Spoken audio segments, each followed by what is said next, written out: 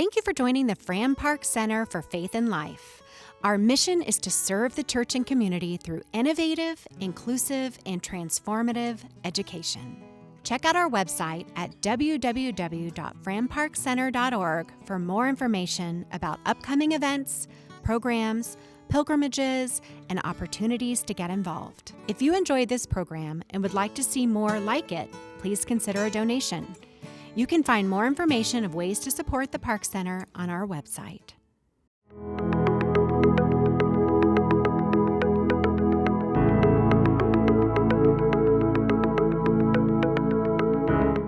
This is the Fran Park Center for Faith and Life, and the fourth of our Lenten series on Can We Share the Future? The Dialogues on the Common Good. I'm Wes Avram, the pastor here at Pinnacle Presbyterian Church, along with the rest of the pastoral staff. Reverend Terrell Lawson is with us tonight, and Dr. Mike Hegeman, and also the administrative coordinator, executive administrator of the Fran Park Center, Kelly McGinn.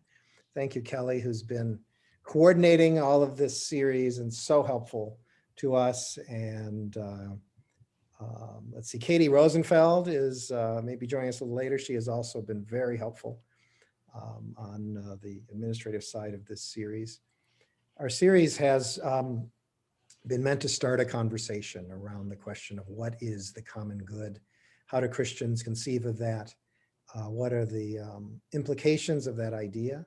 And in what respect, or should this be or should this not be an idea around which we shape a vision of the future as we think about the Christian role in American society and through the world? Our series has been generative enough, and I think we've been thinking about wanting to continue it. So we're going to have a kind of occasional ongoing conversation about the common good through the Park Center. And we'll be telling you a little in just a few minutes about our next scheduled conversation in this series. Each of these longer Zoom-based webinar conversations have been followed up by a shorter 20 to 30 minute podcast in our Out of the Park podcast series. Two of them are posted, and I think the third may be posted either today or certainly this week. Our guests so far, as many of you know, have been Miroslav Volf, theologian from Yale Divinity School, Heath Carter, an American church historian from Princeton Theological Seminary, and Tarian Webb, an instructor in religion and race and director of the Center for the Church and the Black Experience at Garrett Evangelical Theological Seminary in Evanston. We thought about our format tonight, wanting it to be an open conversation among participants. We thought to begin tonight, recognizing that we may have some people either coming on tonight or joining us and watching this later on who weren't able to hear either the podcast or the webinars earlier from our guests. And so we're going to give brief, just a few sentences, just a couple minute summaries of our speakers. And I'm going to give a brief word about how Miroslav Volf brought us into this conversation. And Mike Hegeman will talk about Heath Carter's presentation on the social gospel, and Terrell Lawson on Tarian Webb's discussion of culture and difference and some of the challenges around the idea of the common good. Then we're going to open up for the three of us to talk about what we would have said had we the chance, what perhaps we found missing and both exciting or frustrating in the conversation at this point, and let that be a way of opening up to a wider conversation with everybody on screen. Couple of notes about things coming up. Next week, the Park Center will have the next iteration, the next experience of our READ, Race, Education. Mike, what's the REA? REA Awareness and dialogue. And Kathy Drake will be leading us in a conversation on the book America for Americans and the history of xenophobia in America. And that's Wednesday. It's an open kind of book group discussion. If you want to know more about that, go to franparkcenter.org. If you'd like to see any of these webinars in this series or hear the podcast, go to franparkcenter.org or to our YouTube channel. On April 17th, Dr. Alan Hilton, who is a regular instructor in the Park Center, will be joining us here in Scottsdale. He'll be preaching in the morning at Pinnacle, and then immediately after our 10 o'clock service at 11 o'clock, Alan and I will be in a hybrid format, both online and live, in the rehearsal hall here at Pinnacle, extending this conversation around the common good in light of his work on ideological reconciliation and dialogue across differences, ideological differences and philosophical and political ones. So Alan will be joining us, and then we will have more opportunities in the coming months to have guests come and join us locally as well as nationally to talk about the common good. Why this theme? David Brooks, the noted author, had an article in the Atlantic magazine just a few months ago called "America is Having a Moral Convulsion." It's an article about trust. And he began this article with one sentence saying, levels of trust in this country, in our institutions, in our politics, and in one another are at a precipitous decline. And when social trust collapses, nations fall. Can we get it back before it's too late? The Center for the Future of Arizona several years ago participated in a kind of national community health survey. And across the country, the survey was done, and Arizona as a state ended up ranking near the very highest in the country in how people report love of place. People love being here. And it ranked Arizonans ranked near the very bottom of the country in trust of neighbor. So we love being here, we just don't like being here with each other.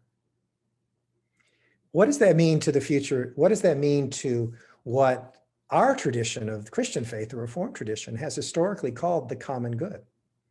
Our commitment to the wider culture, our commitment to bless the world that God made. We have a very, historically, while our tradition has certainly had its arguments, but we've tended to have a very pro-providence theology. We believe God is actively engaged in the life of the world. God cares about the world, and God cares about the creation that God has made. And we believe that so much that we believe God's care extends beyond the chosen. God's care extends to all people, even to all of nature and all of the cosmos. And out of that has come an idea of the church gifting goodness to the world. And even our idea of secularism, I would suggest, as we have usually heard it talked about in our culture, as secularism as anti-religion. It's actually not, that's not the history of secularism at all. Secularism is a theological idea. The secular is an idea born of the Protestant tradition, which tries to suggest that there should be a space that is shared by all, a space of conversation in the wider culture that people, both in the church and outside the church, should equally share. And it's the space in which the theory is the best argument wins. So secular space is a space that's open to all ideas with rules of peaceable conversation, of space without violence, so that persuasion can take place. The church believes that that protects the freedom of the gospel and the freedom of preaching. If we believe that there's a space in the wider culture in which good arguments can be made, the gospel can win. But in order to be peaceable in that space, we have to allow other good arguments to take place as well. Hence the idea of the common good, a good that we all share together. But recently, there's been a kind of spate of energy given around the loss of the common good. David Brooks' article about the loss of trust. Trust is required to produce a space of the common good. But Jeffrey Sachs, the economist, recently wrote a book called The Price of Civilization about the common good and our commitment to each other. Robert Putnam, a sociologist, published a book last year called The Upswing about the increasing individualism of American culture during the last half of the 20th century, similar to how that happened in the last half of the 19th century, and how a recovery of a kind of energized vision of the common good that characterized American life in the beginning of the 20th century, which gave birth to movements of the civil rights movement and other movements of liberation in our society, how we need, perhaps the church can participate in recovering a notion of our shared obligation to each other. Michael Sandell, sociologist, recently wrote a book called The Tyranny of Merit, What's Become of the Common Good. Walter Brueggemann, a biblical scholar, has recently written a book called The Journey to the Common Good.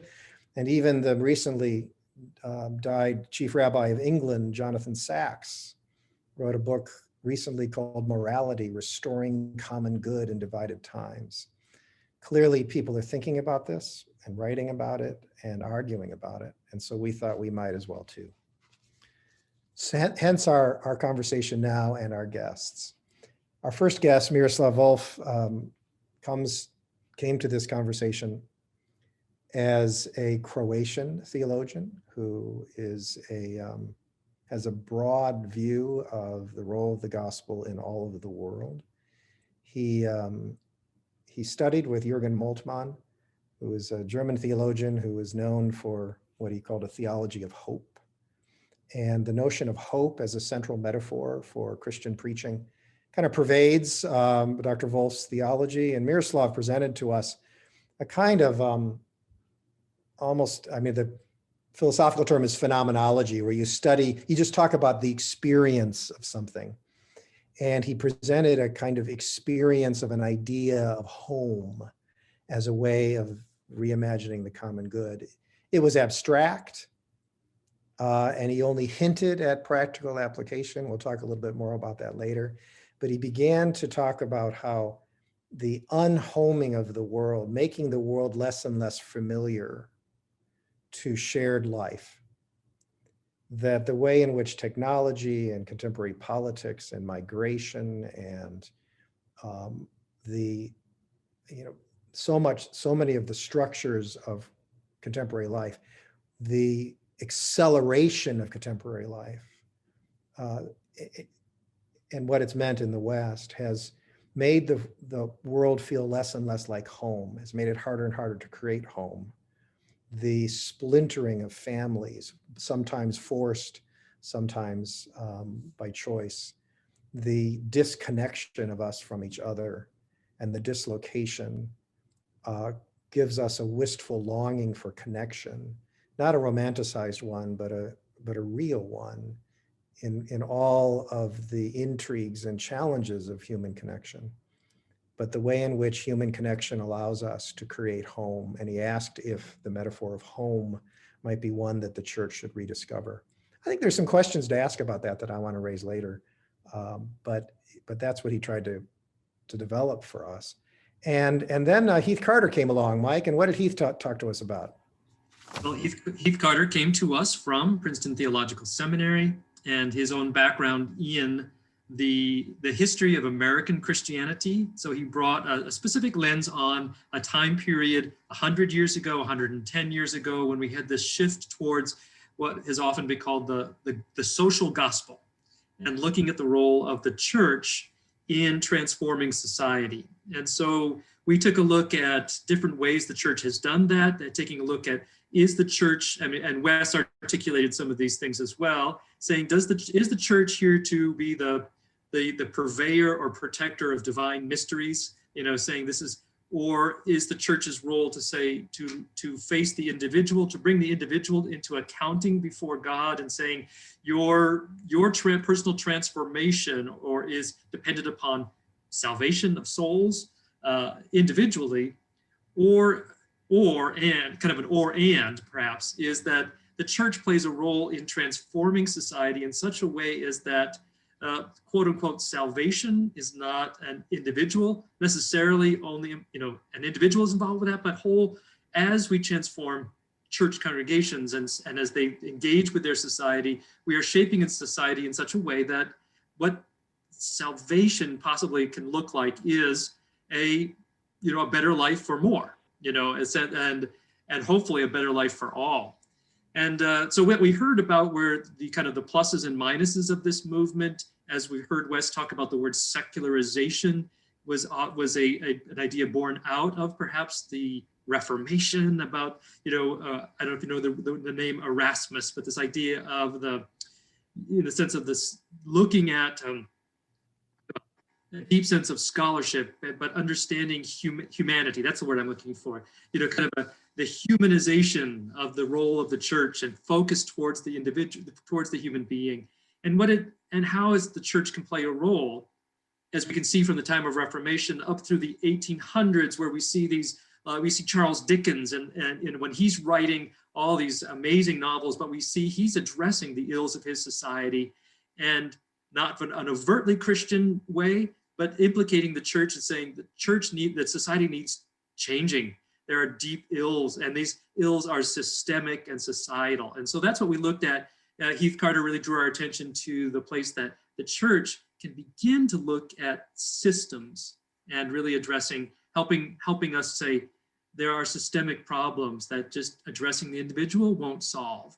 And then he also led us to the point of saying that social gospel movement fell short because it could address so many social ills: alcoholism, labor movements, looking at labor situations, prostitution. There were so many things it was willing to address, but it wasn't really willing to look at race. And so he says that this movement collapsed because it couldn't expand its idea of the social good or the common good far enough to encompass all of that. So we kind of get this sense of taking a look at that, then opens up the questions for our own time. How do we define the common good in our own time, and the role that the church has to play? So that's my quick introduction to what Heath Carter had to say. And if anybody remembers more as we get into our conversation, you can bring those things back to us. And that leads us then into our third discussion with Torian Webb. Was it? Sorry. Mm-hmm. Yes. Carolyn's going to lead us there.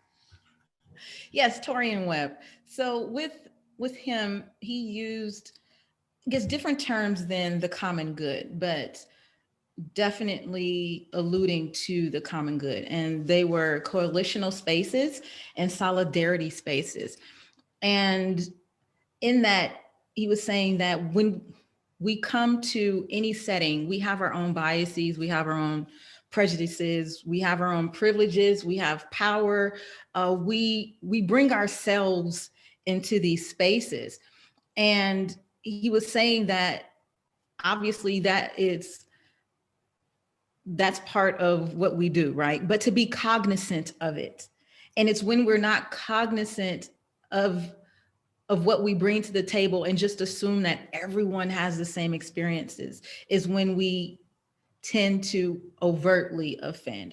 He said that we're not going to unoffend anyone, but to be aware that there will, he says actually to reassess our expectations, that to not expect to enter a space and everyone understand where you're coming from, that everyone will have, this is huge for him, being that he's part of what the Black experience of what he's teaching. Is director of the center. He's director of the Center for the Church of the Black Experience. And so whenever you go into a space, know that other people have their own stuff, basically, and to be humble enough to realize that. And I thought that another point he was making was to be able to speak on the behalf of others is part of the common good. To not be forceful with your opinions is attributing to the common good. And I guess more importantly, listening to others. So yeah. Thanks. So what did, Mike? Before we go too far, that part of the social gospel movement was a man named Walter Rauschenbusch. And Walter Rauschenbusch was a key figure in what we define now as the social gospel movement. And I found a prayer from Walter Rauschenbusch I wanted to read for all of us here as we start this. And what I find interesting about this prayer is that he uses the word common twice. And I think it's key to see, if when you first heard it, you mean like common may mean ordinary, but listen again with a sense of how we're talking about the common good might be, you give us a clue into Walter Rauschenbusch's thinking. So let's if I bring this up here on my screen, let's pray. Oh God, we thank you for this earth, our home, for the wide sky and the blessed sun, for the salt sea and the running water, for the everlasting hills and the never resting winds, for trees and the common grass underfoot. We thank you for our senses, by which we hear the songs of birds and see the splendor of the summer fields, the taste of the autumn fruits, and rejoice in the feel of the snow and smell the breath of the spring. Grant us a heart wide open to all this beauty, and save our souls from being so blind that we pass unseeing when even the common thorn bush is aflame with your glory. O God, our Creator, who lives and reigns forever and ever. Amen. Amen. Thank you. Thank you for adding that to our time tonight, Mike. Let me ask the rest of you before we begin the discussion about what we didn't hear and what we would have said if we had the please. Let me ask you all if the brief summaries the three of us gave of our three speakers, if you would add anything to that, if in hearing our three guests from the last few weeks, if there's anything that came out of those conversations that you'd want to put on the table that we have not. If we can't see your face on the screen, then we can't see you raise your hand. So you'll just have to speak. Unless you do it electronically. We got it right? How about, Carolyn, what would you have said if you had the con? If I had the con? Yeah. If I did not agree with what he said? Anybody, no, even if so had the conversation, if you with the microphone now, what would you add to our conversation? We haven't heard in the last few weeks.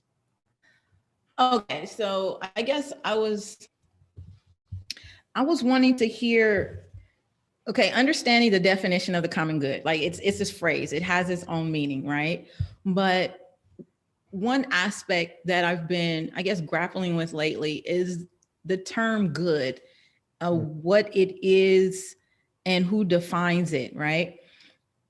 Biblically speaking, my standpoint is that to find the good, we have to go back to, I guess, Jesus's example. And I think a lot of times what we think is a common good really isn't good as defined by what Jesus does and what Jesus says.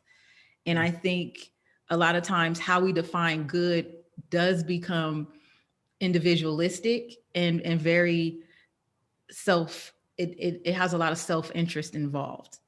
And so with that, then the target moves for the common good.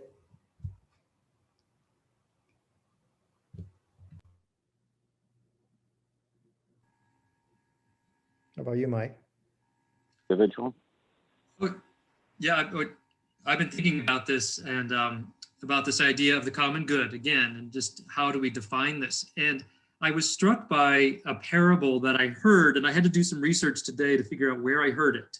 And it's not a biblical parable, but it was written by a science fiction author named Ursula K. Le Guin. writing in the 60s, 70s, 80s, 90s, even the 2000s, and just an amazing author, very philosophical in her approach to writing. Her father was a famous anthropologist, and so she had an anthropologist touch to her writings. And she wrote a short story about, it's called Those Who Walk Away from Omelas. And Omelas is a city, and it's kind of vaguely described as a utopian place. Everybody is happy, everything goes well, there is no slavery, there's no hardship, everyone is equal, and there's just this, it's an amazing place. And we enter into the story with it's a sunny day, and they're having field days to mark the solstice, and everything is wonderful. But then the narrator begins to continue on and talk behind this happiness, and eventually reveals that the only way for this utopian society to be sustained is that one child has to suffer. And so one child is locked into a room where there's no kindnesses can be extended to this child. The child is fed, but there's no warmth, the child lives in absolute misery, in horrible conditions. And this whole society has to agree to this. They said, and children don't know this story, but when they find out that one child suffers so that everyone else can be happy, majority of the people just are horrified at first. And then slowly they acquiesce. They said that their common good outweighs their sense of horror about one person suffering for everyone. And so the society continues on with this practice. And of course, it's a metaphor, it's a parable, it's a metaphor. But the author then says that some people, though, walk away. Adults, young people, adults, when they find out what this is all about, they just walk away, and we don't know where they go. But she says, but the majority of the people, they want to sustain this way of living. They're willing to put up with one suffering for everyone. And I don't know when I heard this story, but it always comes back to me because there's this ring of it. At first, I'm horrified. I says, oh, we could never do that. And then I think about it. I say, wait a minute. For food to appear on my table, what's the chain behind that food that comes to my table? Is there somebody being underpaid or mistreated? Is the environment is our overall environment suffering because the way we produce food? There's so many questions that I could say are revealed by this one parable, this story, just about my food on my table. And then I could begin to expand that in so many ways. For my life to be good, is it necessary that somebody else's life not be good?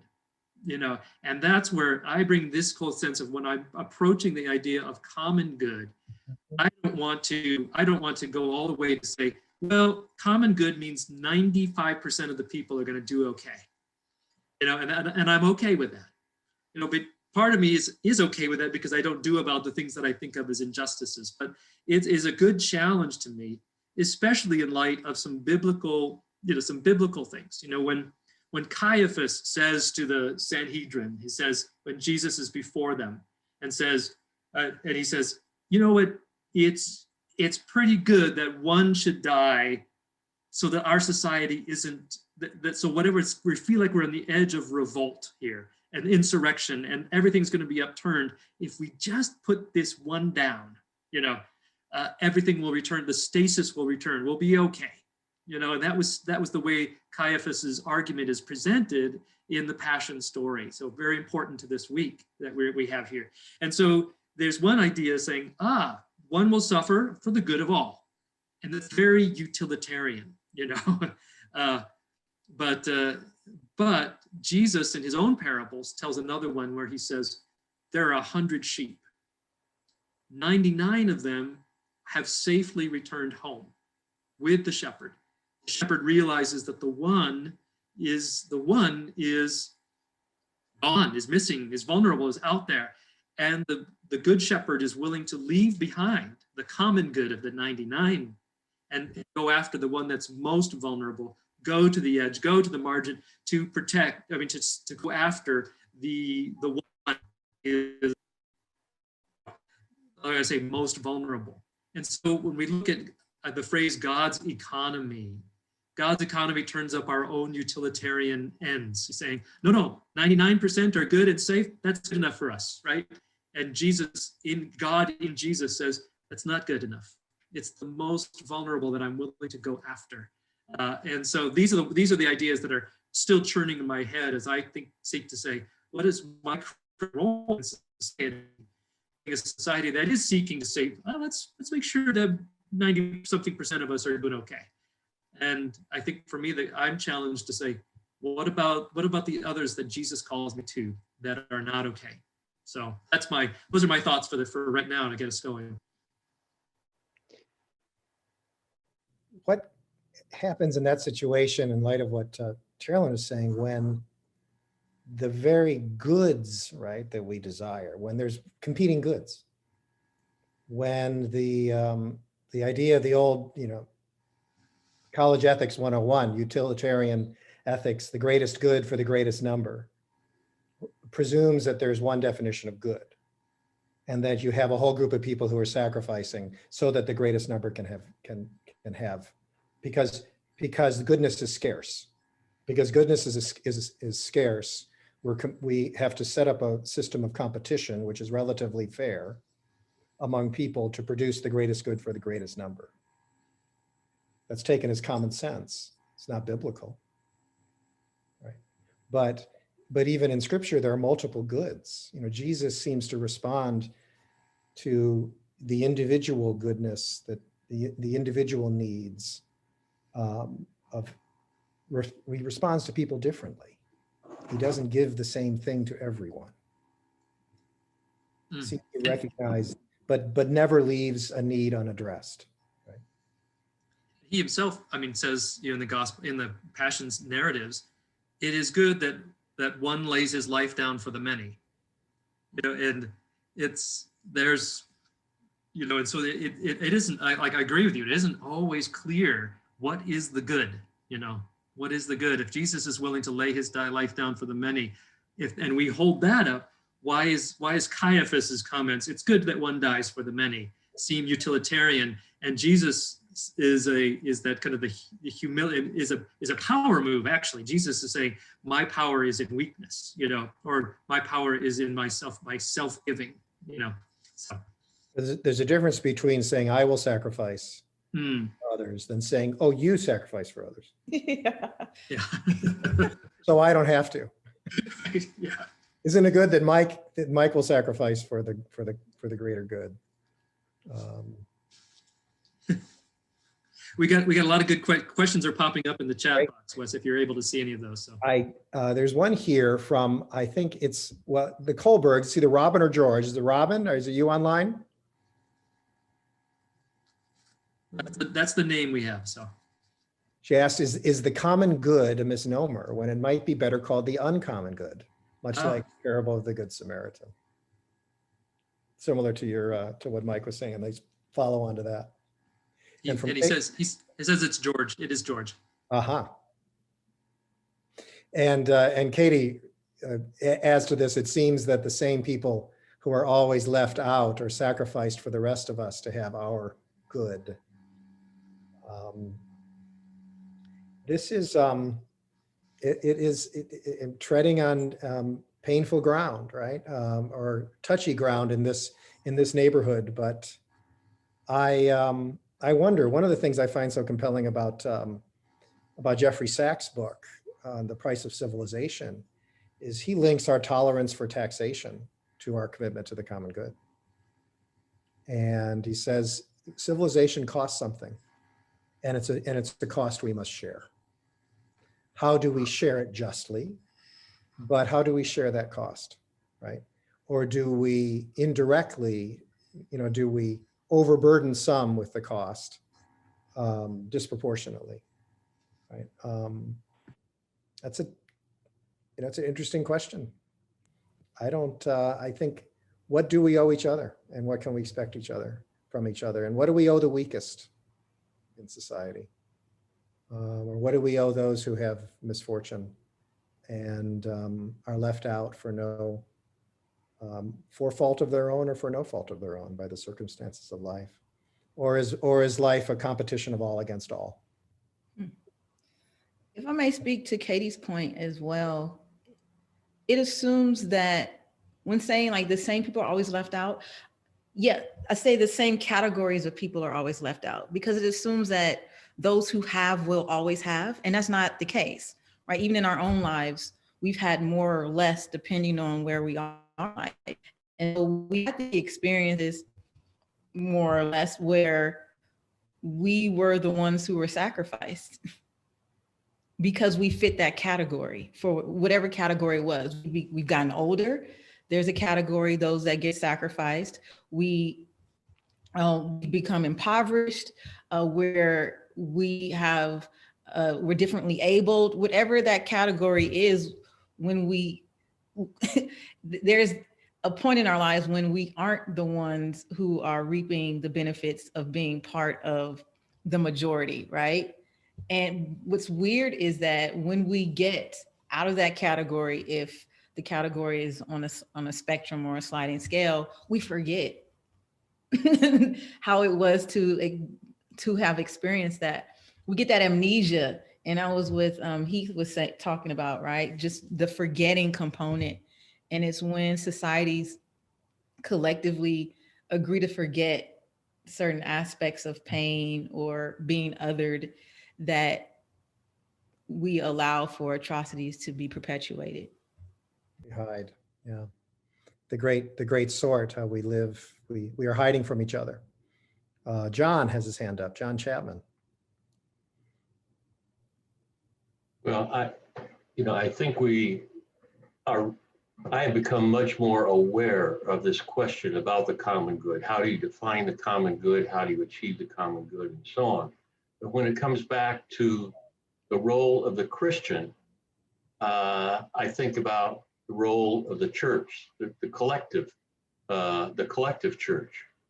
And it seems to me that there's great division even within the Christian church. You have a more, let me say, a more modernist approach, and you have a more traditional approach.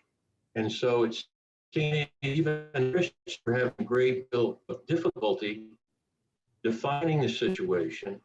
And there are different approaches from different segments of the Christian community to these. And I think, it is exacerbated by the fact that certain segments of the Christian church have affiliated with political parties. Mm-hmm. So what happens, I think it makes it much more difficult to get to a point where we can even agree on what the role of the Christian church is, and we as individual Christians. And the one thing that I would have liked to heard more of in these discussions is basically an expansion on some of the books you were talking about. So how do we get there? How do we move forward? Usually analysts are very great in saying what's wrong, but they're a little lacking when it comes to, well, how can we effectively move beyond that? And I would appreciate hearing some of your thoughts, Wes, on how can we get there? How can we move on? Simple question. Yeah, very simple question. I appreciate that. That's why I'm going to punt it to the rest of you. I think there are several reckonings that are really important, and one is individual and spiritual. We need to determine ourselves what we are willing, what rights and entitlements and demands that we are willing to sacrifice for the sake of others and for a shared future in which others have an opportunity to seek the good of life, while also not and what are we not willing to sacrifice? And it's important to recognize that we sacrifice for the common good, but there are some things that we should not be willing to sacrifice. And I think one is the freedom to make a claim for what is good without doing harm to the other. The church has a vision of goodness, that it's not enough, I think, for the church to say all boats, all boats rise, everything goes, everything's fine. No, we have a strong view of what makes for a good life. And we want the space to be able to advocate that. But we also have the obligation to sacrifice pride, to sacrifice self-righteousness, to sacrifice surety while we're making those claims, because our claim is a testimony, not an argument. We're pointing to the one we believe is good. And that is Jesus Christ, who we don't yet understand. We point to that one who we believe is good and call and invite others to follow with us. We don't impose that on others. So we seek to be able to claim a good without doing violence, so we can learn goodness from others as well, right? So yeah, but part of the reckoning is not just us individually, but also the church. And I say this with a painful and delightful awareness of my responsibility as a pastor, because you asked me, John, to the health and sustainability of the institution.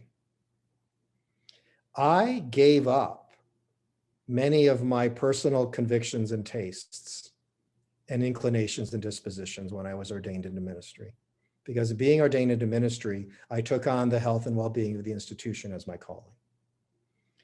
And I realized that's a challenge when there are times in which I'm aware the institution is actually undermining the very gospel that it claims.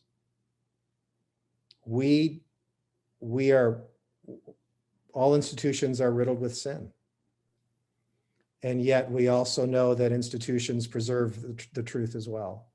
So we do the work boldly, or as Luther would say, we sin boldly, right? We do the best we can in the face of all the contradictions so that a little good can happen. And Pinnacle is just like that. I think I'm going to say this to Mike, because you're all friends here, and I know who's on this screen.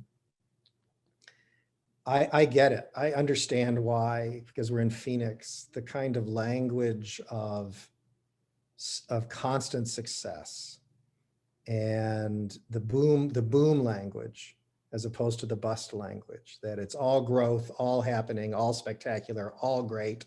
It's just the best ever. Why that language is so current in our culture and so important to build an institution, and yet it is so fragile and it is so wrong. We're just ordinary folks trying to do church together.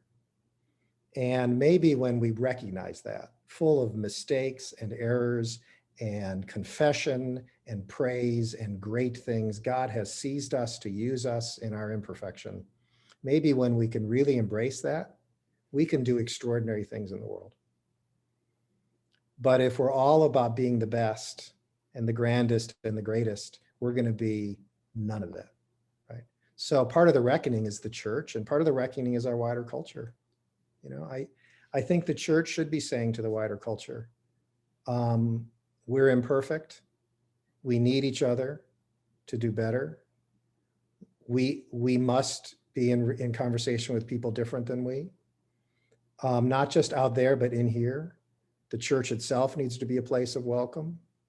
And in being a place of welcome, we need to be it needs to be a little tough sometimes, for the sake of the gospel that has claimed us and that we claim. So I don't know the answer to all that, but it's in there somewhere. And if you want me to talk politics, we can do that later, but yeah, I mean, Terrell, Mike, others on the screen. Sometimes I think there's more than one way to do something, and they can both be right, or all 7 of those ways can be correct. I mean, if you see anything in the scripture, there are a lot of things that both things happen with Jesus. He'll be here and he'll be there, but both things are right. There's more than one. It's not, you can't just, this one is right and that one's wrong.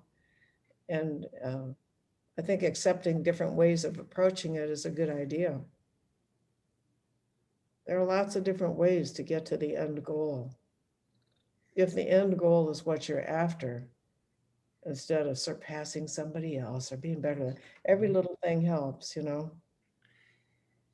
And Freedom to choose your path rather than being told.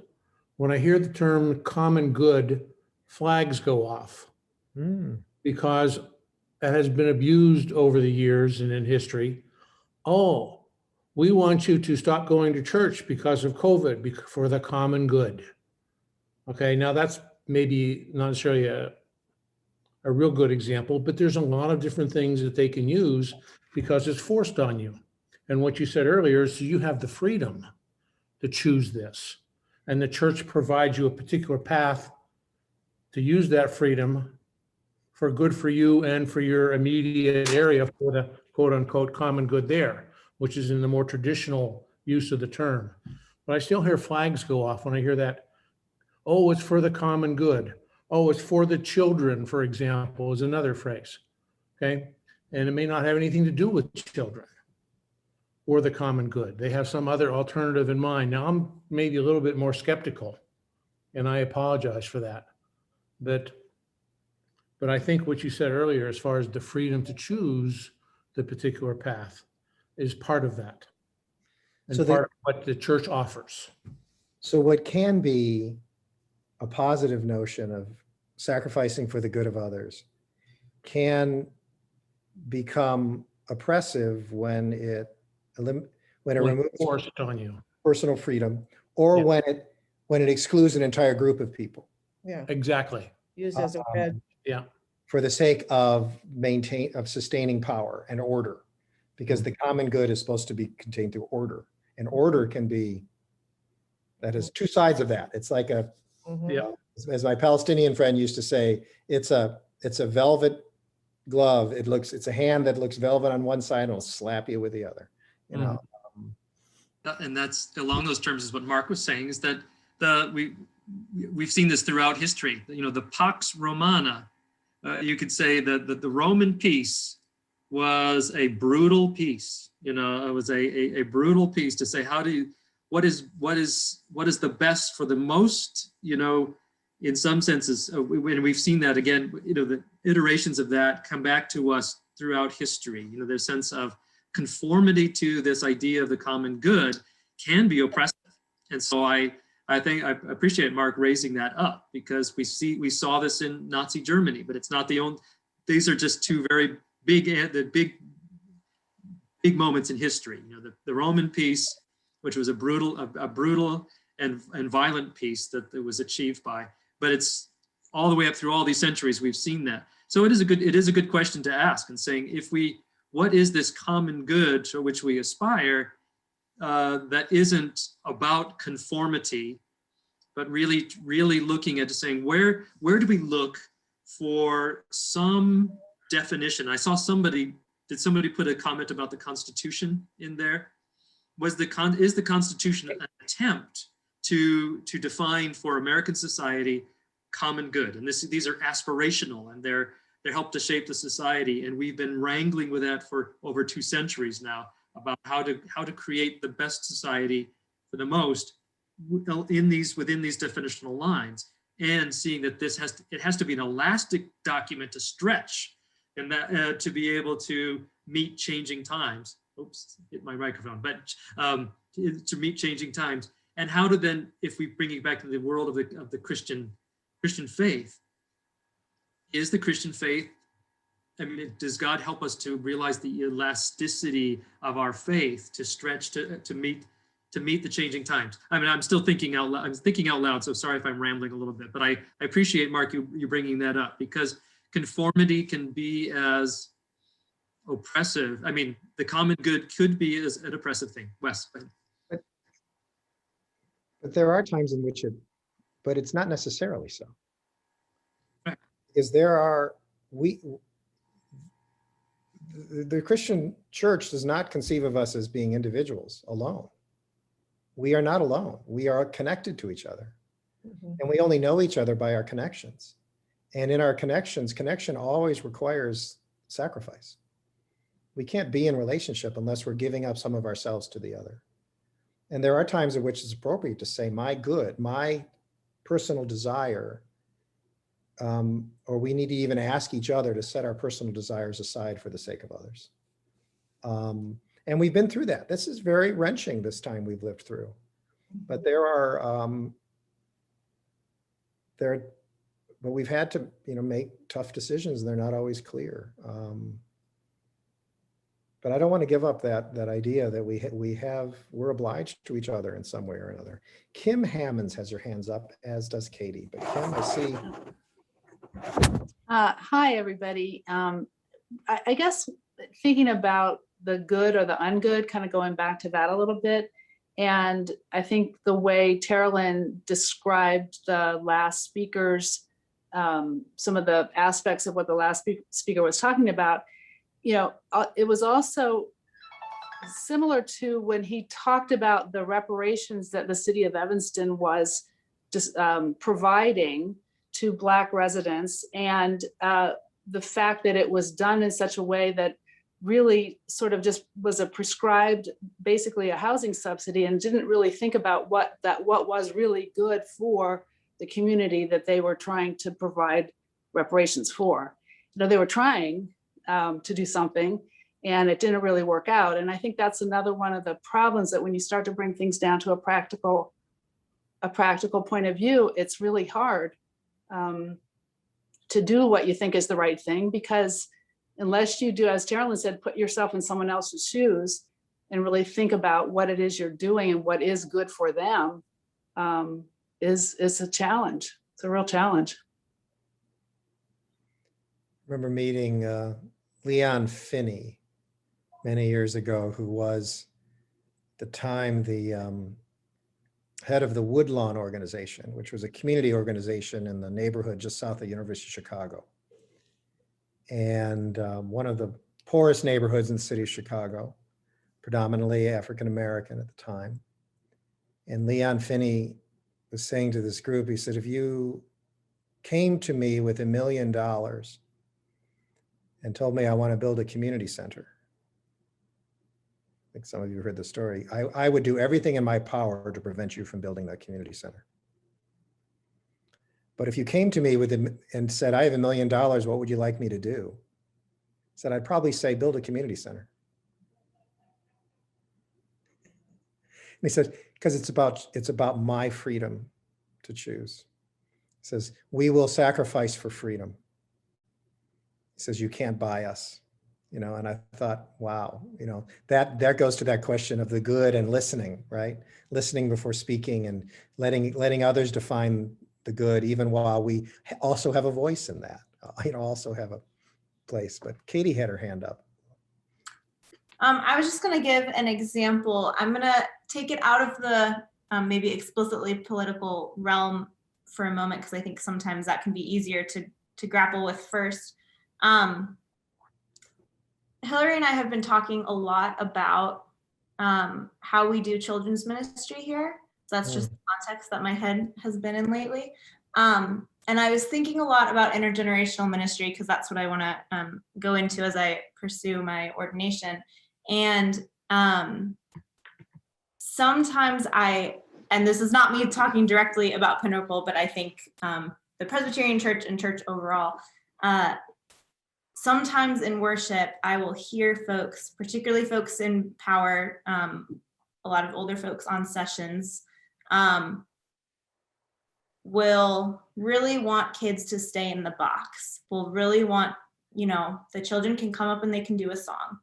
The children can go to Sunday school. The children can be over there on that side of the campus away from the rest of us, but they don't want to give up their space or their time in worship to actually incorporate them in another way. And I've noticed that trend.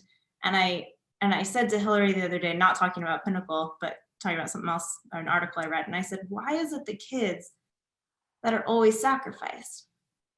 Why can't this 80-year-old woman just not have it always be about her? Why can't she give up 10 minutes of worship so that her grandchild can experience the Spirit in a new way? Why is that so difficult? And again, that's not directly at Pinnacle, and I actually think y'all do a fairly good job of that. But thinking about that context, what are the different times in our lives where we're so attached to what we love, maybe for really good reasons and important reasons, that we can't give up 10 minutes for somebody else to experience it, for somebody else to have their life changed? That's kind of what I've been thinking about. Thanks.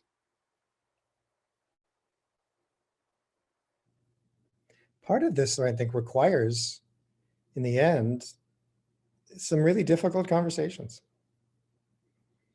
And I wonder about that first. I saw some of you sort of respond when I read that quote from the David Brooks article about trust earlier. And I wonder about bringing to life, enlivening trust in the church so that we can trust, that we can have potentially very painful conversations and not assume that the people are just going to leave, right? In a consumer society, I think a consumer society in which religious life, right, is part of a marketplace where we're just sort of, where churches are part of a market of provision of religious services and products that people buy and shop, then it's really hard to have those hard conversations, because it's easier to just go to some place where people will say what you want to hear, or worship the way you want to worship, or teach what you want to teach or you want to be taught, and not be in that space where we inconvenience each other for the sake of each other, right? Where we have those 10 minutes instead of 2 minutes. I don't know.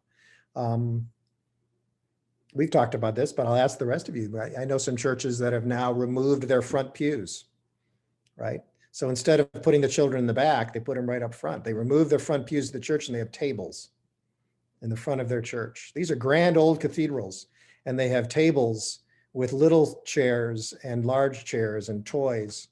So families can come to the front and be in the center of the space where children are comfortable and welcome, to signal that to the signal to the wider world, to signal to visitors that children and families are central to who we are. And then we also bear the pain of that too, because look, I had a kid who ran around a lot. Sometimes their kids are going to run around a lot, or it's going to be painful.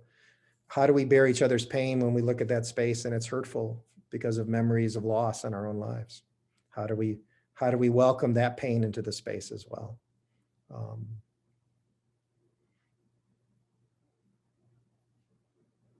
Marshall, you're nodding.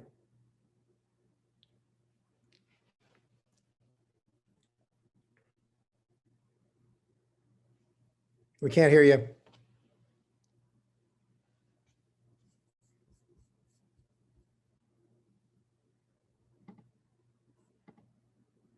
We still can't hear you, Marcia. Sorry.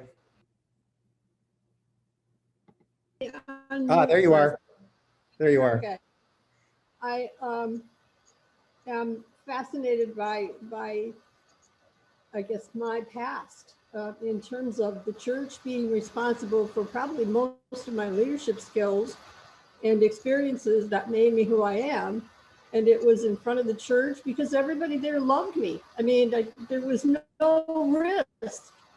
And I see that in my two children who were themselves in the front of a congregation that they could do pretty much whatever they wanted. And someone passed them a peppermint and they sat down and were quiet because I was in the choir. And I miss the acolyte. I miss a lot of the things that have to do with the kids being a part of what the church is doing, because it's a safe environment. Everybody there loves them. And indeed, we all promised to bring them up in the church. And then we send them off all the time. So it's one of the things that I've been curious about. I appreciate your saying that. The other piece, I guess, you know, my healthcare background and personage and being a part of a policy wonk, I'm kind of with John in terms of what's the answer here. But I'm reminded that, you know, healthcare policy is developed on practice and research and what people have done. And that if you show up in the ER, there are certain protocols for a heart attack, and there are certain protocols for a stroke, and which is built on general practice of what happens. But the piece that never quite fits, and I think this is to do with spirituality too, is that I can't take, as the caregiver or the person responsible for your treatment in the hospital, I don't know what you did before you got there, what you ate, how did you exercise, did you whatever. So I'm hoping and praying that you'll respond to what is great development, research, and whatnot. But if we're not taking responsibility for ourselves to be as healthy as we can be and to be in as good a shape as we can be in, then we're really, you know, making other people responsible for where we are. And I have some issue with that. And if you come up with an answer, I'd be happy to hear it. But as part of the group of people that wrote the Self-Determination Act for the federal government, it's like, what does that mean? And how do we hold people true to that? And that to me is about faith too. So, you know, somehow or another, it appeared after 20 years in the hospice industry that people who had a strong faith were much more able to define what they wanted at the end of life. And I don't know that I was ever present at a death that somebody who swore they had no religion and no church and no whatever, they were all praying to God at the end. Well, John Wesley once said, we go to church to prepare to die. Yeah. So, and they are, or their family, or, you know, I mean, we did a lot of work with pastors. Yeah, I think, Marcia, I think it was New Jersey. Don't quote me on that, but I think New Jersey privileged at the beginning of the vaccine rollout for COVID, said that if you're a smoker, you can go to the front of the line for a vaccine. Right. Very controversial, because the problem is smoking is a underlying condition to make COVID worse, right? And so the argument was, if you smoked, you're responsible for that. So if you die from COVID, that's your fault because you chose to smoke. So why should you get the front of the line for vaccines? Which is, well, there are a ton of ER people who would love to be able to say that. But, you know, but is that somebody who say you didn't wear your mask? Forget, don't come here. What is our Christian responsibility in that situation? Because then we'll leave a smoker to die. You know, did Jesus ask? You know, when he says, "Who's responsible for this man's illness? Did his mother or grandfather or grandfather's sin?" He says, "No, no one sinned.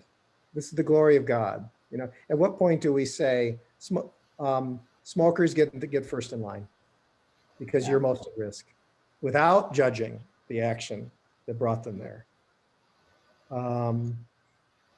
Because who among us has not sinned? You know, my poor diet. You know, is that because I had too much coffee? You know, is that you know, I don't know. I mean, where do we hold in the common good the relationship between mercy and responsibility? I think mercy is a commons. You know, the Beatitudes are our commons as Christian people. Peacemaking, meekness, mercy, that's our commons. But again, you know, the thought that I have about it, and it's probably based on my professional experience. When people came to the emergency room, you took care of them, you provided the best care you could. And I think that's what the church needs to do. If you show up, I need to be willing to minister to you, to offer you my best, whether that's food, whether that's prayer, what is that? But that to me is the responsibility of the church.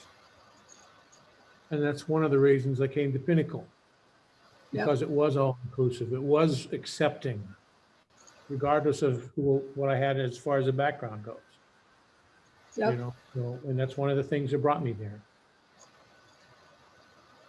One of the places we've seen this I've seen this most recently is that during the pandemic, we have done a number of interment services where there's no one present, except for 2 to 3 ministers. I think I've done services with Wes, Terrell, and Katie.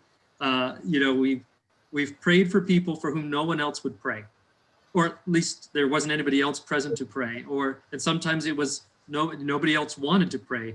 But it's a credible honor to do that. And it's probably a good thing I don't know the backstory or something like that, because I don't have to have any judgment about that. I can say, this is totally God in this moment. Yeah. I can say, we pray on behalf of this person, their life. We give thanks for them, and without any attachment to their story, but just to hand them over to God and to give thanks. And that's one place where I've seen what you're talking about. And Wes, I'm challenged by the comment about smokers, because going to the head of the line, this morning I saw somebody ahead of me smoking in a car, and I said, God, that this is the one place where I hold judgment, and well, not just one, but the big one. And so I said, challenge me today. I said, I want to be challenged on this, and you have challenged. God answered my prayer in hearing what you had to say there. New Jersey did.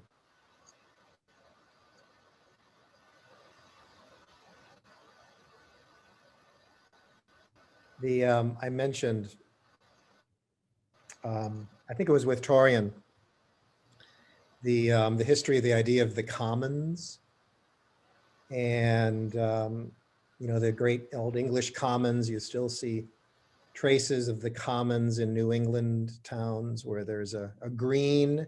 We have a commons here on the campus. Our green is a hint of the commons, right?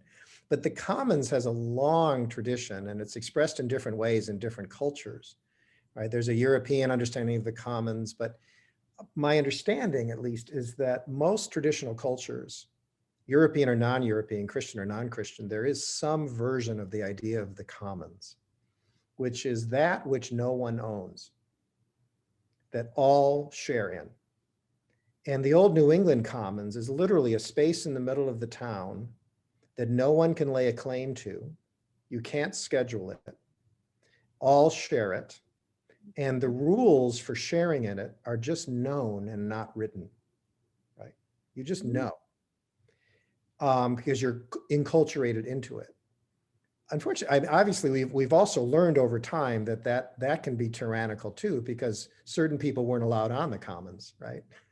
Depending on the power structure of the moment, there's certain privileges that go with the commons too.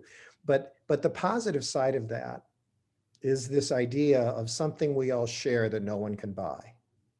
So when people would say the mall is our new commons, well, no, the mall is not a commons, because the mall is owned privately. The mall is the shopping mall is not a commons. The commons is that thing which no one owns, and yet all participate in. How is the church a commons? And how does the church fail at that task? And is some of time, is our language a commons?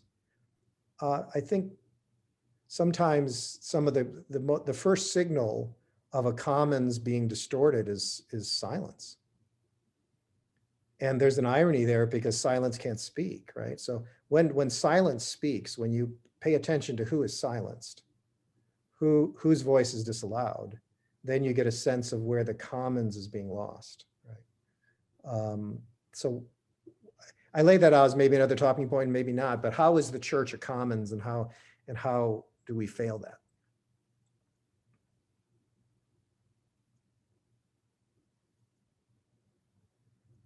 Well, I think given that example, the church was meant to be one, right? But I think when you think about boundaries, like the churches have boundaries, not just relational boundaries or religious boundaries, but the edifice itself. It even in and of itself, it says who's in and who's out. Right. And by erecting these structures, we cease being a commons because we're assuming that you have to take on a particular posture when you're in that space. And so what was meant to be open to all is now, based on the mere fact of having a building and having a structure, says that this isn't meant to be for everyone. Now, like, what do you do, right? Because when you have a building, you're also saying, well, once you're in, this is meant to be a safe space.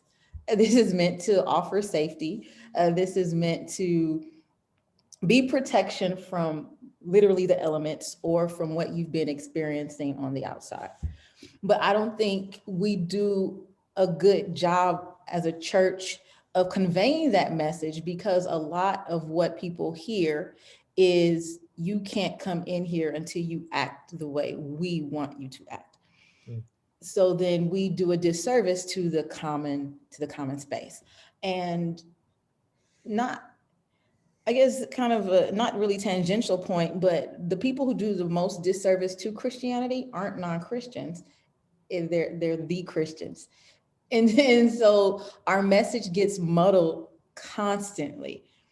So how would we change that then? Well, own our hypocrisies, and own it in a sense of saying, you know, we are not perfect. We speak with a forked tongue quite regularly, but understanding that the gospel that we esteem, that we espouse, is what keeps us on the right path. Like, so the gospel is the common good, and not the building itself, or not the church per se.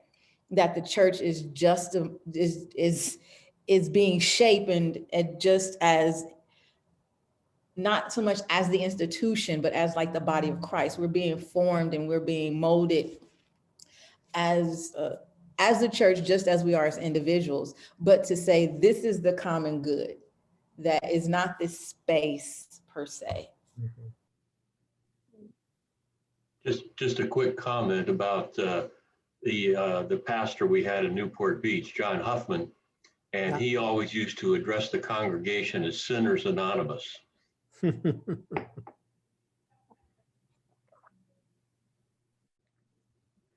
Yeah, the comment, the church is not a resort for saints, but a hospital for sinners. It's 7:15. Have we figured out the common good and how to get there? I'm going to add just one comment towards the end here. As I was thinking about Walter Rauschenbusch's prayer, and as I was looking for a prayer from him, I thought I would find one that was much more geared towards the social good, and what I found was a prayer of thanksgiving, and I think in some ways it's saying, I could spend the rest of my life thinking about that poor child I mentioned in that parable who's suffering so that everybody else could be happy. And at some point I'll make myself crazy, trying to solve all social ills, And I think about Walter Rauschenbusch dealt with real social ills and evils in his ministry. And yet he took time to be thankful and to stop and look at, the common thorn bush, he said, aflame with beauty.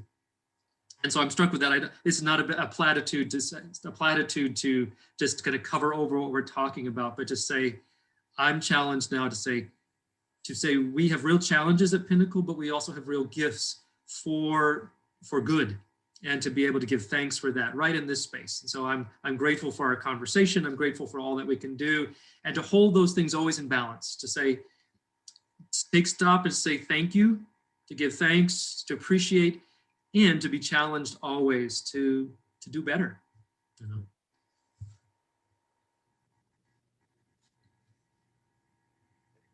Create in me a clean heart, O God, and renew a right spirit within me. Cast me not away. Yeah. Then shall I teach transgressors thy ways. I mean, because that's what it is about. You go out and spread the good news. So create in me a clean heart, O God, and renew a right spirit so that I can. Be out in shared space. So this 51. introspection, connection, openness, wonder, passion, Yeah. all those spaces. Yeah, It thank you. takes away judgment. It takes away right or wrongness. It just keeps a clean heart. Oh gosh, that's my constant prayer. You know, What about Holy Week? We are now, tomorrow we remember the Christ last night with his disciples and his wrestling with God in the garden and the arrival of the occupying soldiers to take him away. We remember his crucifixion and his forgiveness of those who were harming him, his forgiveness of the thieves on the crosses next to him. Holy Saturday, we're told he goes down into the depths, he goes into hell and releases the captives, and then is raised again on Sunday. Is there anything there in this story we remember this week that shapes our vision of our relationship to each other?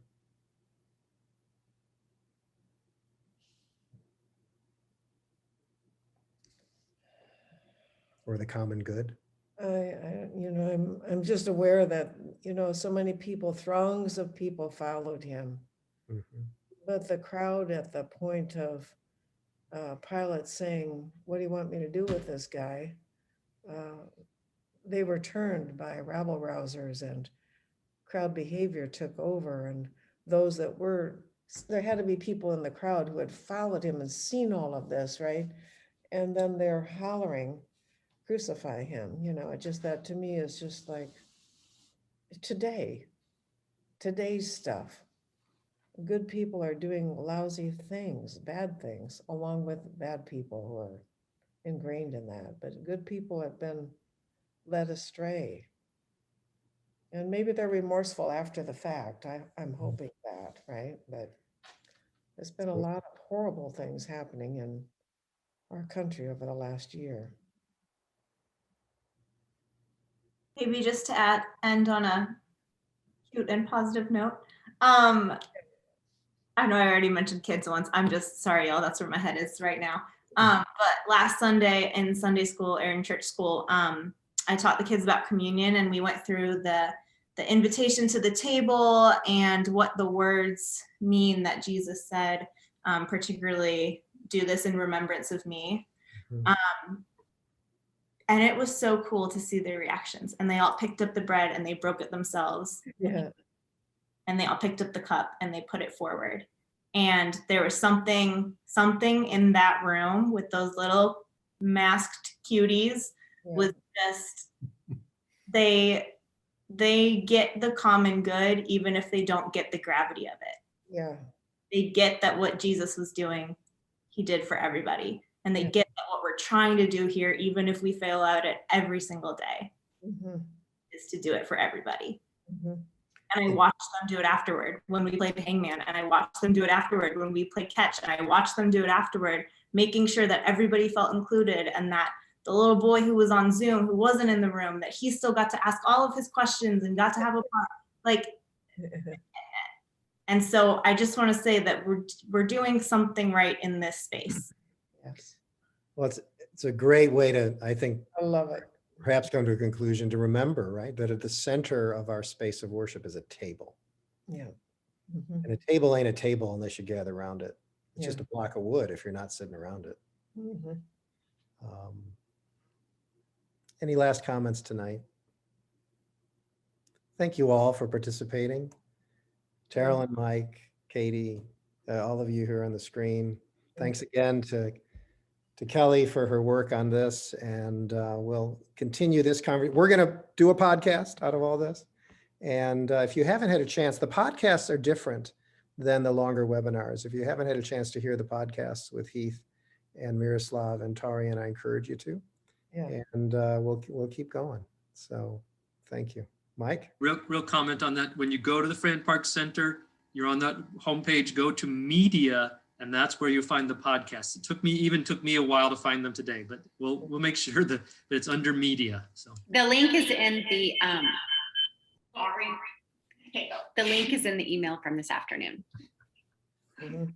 God Good. bless you all tonight. And so you know too, that in addition to our service at 6 o'clock tomorrow night, and our service on Friday at 6 o'clock, in the afternoon of Friday, the canvas labyrinth will be laid out on the patio in front of the sanctuary. So you're invited to come by the church for a little quiet time of meditation and walking and praying if you would like to do that before our worship service later that night.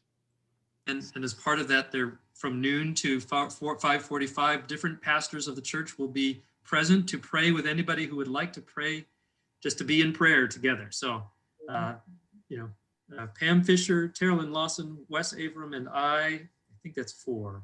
Anyway, are available throughout the day from noon to 5:45. Different people at different times. So, Good. Yep. That's God bless great. everybody. Thank you.